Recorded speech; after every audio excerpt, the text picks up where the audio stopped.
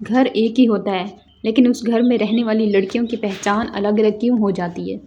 جب بیٹی گھر میں ہوتی ہے تو اس کی ہر غلطی معاف ہوتی ہے، اس کی تھکن سمجھی جاتی ہے، اس کا موڈ دیکھا جاتا ہے، لیکن جب اسی گھر میں ایک بہو آ جاتی ہے تو اس سے زیادہ سمجھدار ہونے کی امید کی جاتی ہے، اس سے کم بولنے کی امید کی جاتی ہے اور اس سے زیادہ سہنے کی امید کی جاتی ہے۔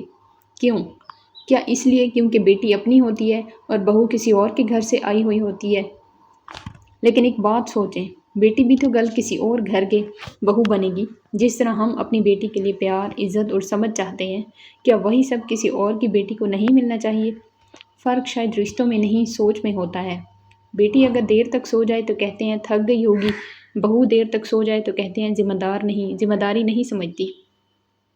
بیٹی جواب دے دے تو کہتے ہیں بڑی ہو گئی ہے، بہو اپنی بات رکھ دے تو کہتے ہیں زیادہ بولنے لگ گئی ہے۔ یہ چھوٹے چھوٹے فرق آہستہ آہستہ دل میں دوریاں بنا دیتے ہیں۔ ہر بہو گھر توڑنے نہیں آتی، وہ خواب لے کر آتی ہے، وہ بھی چاہتی ہے کہ اسے اپنا پن ملے، اور ہر ساس بری نہیں ہوتی، وہ بھی اپنے طریقے سے گھر سنبھالنا چاہتی ہے۔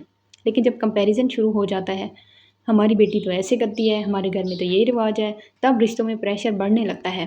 سچ تو یہ ہے، بہو بھی کسی کی بیٹی ہوتی ہے۔ اگر اس سے صرف ذمہ داریاں دی جائیں گی لیکن حق اور پیار نہیں دیا جائے گا تو وہ کب تک خود کو محسوس کرے گی اس گھر کا حصہ؟ سوچئے، اگر ہم بہو کو بیٹی جیسے ٹریٹ کرنے لگیں تو گھر کا ماحول کتنا ہلکا ہو جائے گا۔ رسپیکٹ دینے سے رسپیکٹ ملتا ہے، سمجھنے سے سمجھا جاتا ہے، اور شاید سب سے ضروری بات، رشتوں کو لیبل سے نہیں انسانیت سے دیکھا جانا چاہیے، کیونکہ گھر تبھی گھر لگتا ہے جب وہاں فرق نہیں، صرف اپنا پن ہو۔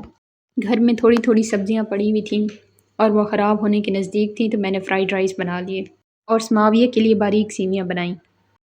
اگر آپ کو میری باتیں پسند آئی ہیں تو لائک کریں، کمنٹ کریں۔ اللہ حافظ۔